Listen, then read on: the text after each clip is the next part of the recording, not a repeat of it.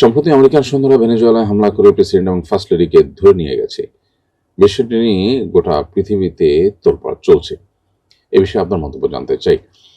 প্রিয় দর্শক, এ বিষয় নিয়ে অন্য 10 জনের মন্তব্যের চাইতে আমার মন্তব্য কোনো ব্যতিক্রম বা ভিন্ন কোনো মন্তব্য নয়। ভেনেজুয়েলার যে প্রেসিডেন্টকে ধরে নিয়ে যাওয়া হয়েছে তার ব্যাপারে নানান নেগেটিভ মন্তব্য আছে।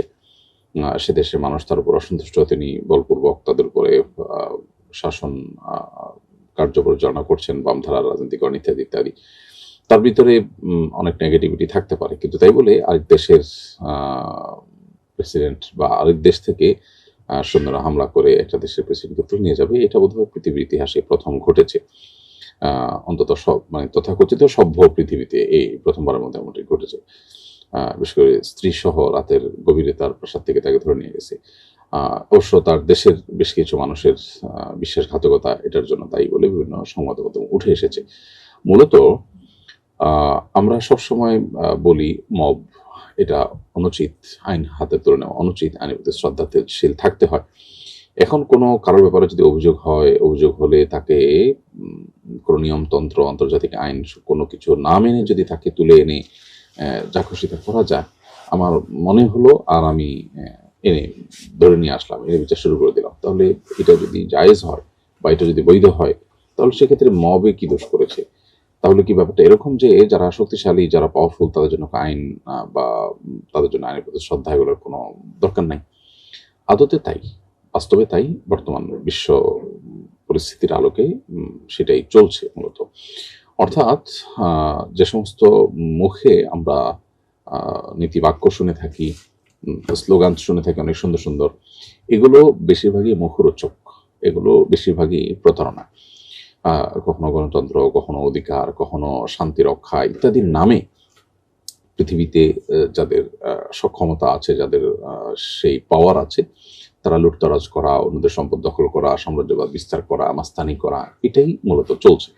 বাকি লোকগুলো আসলে সহজ সরল বা তাদেরকে একরকমের বলতে পারেন বোকাশোকা বানিয়ে রাখার একটা প্রচেষ্টা চলছে। এটা এখন ওপেন সিক্রেট। কিন্তু দুর্ভাগ্যজনক বাস্তবতা হলো যে বেশিরভাগ মানুষজন পৃথিবীতে আমরা যারা বসবাস করছি, আমরা এই জিনিসটা বোঝার চেষ্টা করি না।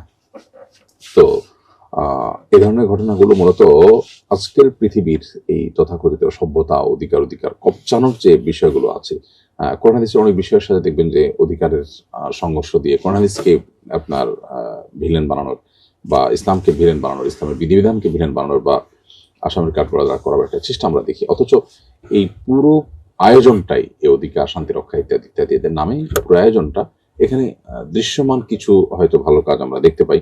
মূলত পুরো আয়োজনটাই হলো মাস্তানি এবং দখলদারিত্ব এবং সাম্রাজ্যবাদ প্রতিষ্ঠার চেষ্টা মাত্র। আফ্রিকাতে কি হচ্ছে শান্তি রক্ষার নামে, আমরা কে না জানি সেটা। গোটা পৃথিবী জুড়ে আজ যা চলছে এই সবগুলোরই একটা বহিঃপ্রকাশ এই ঘটনার মধ্য দিয়ে হয়েছে। অন্যরা হয়তো যেটা একটু ঘুরিয়ে ফিরিয়ে ইনিয়ে বিনিয়ে বা একটু কৌশলে করে, এটা হয়তো খুব প্রকাশ্যে স্পষ্টভাবে হয়েছে, জাস্ট এইটুকু পার্থক্য। তো পৃথিবীর মানুষের জন্য আসলে ইসলামী যে সমাধান, অন্য কোনো বিষয়ে যে অন্য কোনো ইজম বা মতবাদে বা অন্য কোনো ধারণা পৃথিবীতে প্রতিষ্ঠিত হওয়ার মাধ্যমে মানুষের যে শান্তি প্রতিষ্ঠিত হবে না, প্রকৃত অধিকার প্রতিষ্ঠিত হবে না, সেটা সমস্ত ঘটনার মধ্য দিয়ে আবারও পরিষ্কারভাবে বুঝে আসে। জাতিসংঘের মতো এরকম একটা প্রতিষ্ঠান যদি এই ধরনের একটা ইয়েতে আপনার এই ধরনের একটা ঘটনা যদি কার্যকর পদক্ষেপ নিতে না পারে, তাহলে এই সমস্ত প্রতিষ্ঠানের আসলে কার্যকারিতা কতটুকু সেটা যথেষ্ট প্রশ্ন করবার সুযোগ আছে।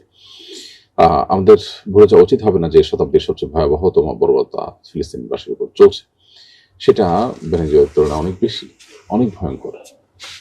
অথচ সেটাকে আমরা দেখে না দেখার ভান করছি এবং গোটা পৃথিবীর মানুষের কাছে সহনীয় হয়ে গেছে। যারা করছে, গোটা পৃথিবীর চারপাশ থেকে একটা নরক তৈরি করে একটা এলাকাকে সম্পূর্ণ মাস্তানি এবং গায়ের জোর থেকে যা খুশি তা করার চেষ্টা চলছে এবং সেটাকে পৃথিবীর শক্তিশালী দেশগুলো বিভিন্নভাবে সমর্থন করে যাচ্ছে। তো এখান থেকেও কি তাদের আসল রূপ, তাদের প্রকৃত চেহারা প্রকাশ পায় না? আল্লাহ তাআলা আমাদেরকে হেদায়েত দান করুন এবং বোঝার তৌফিক দান করুন।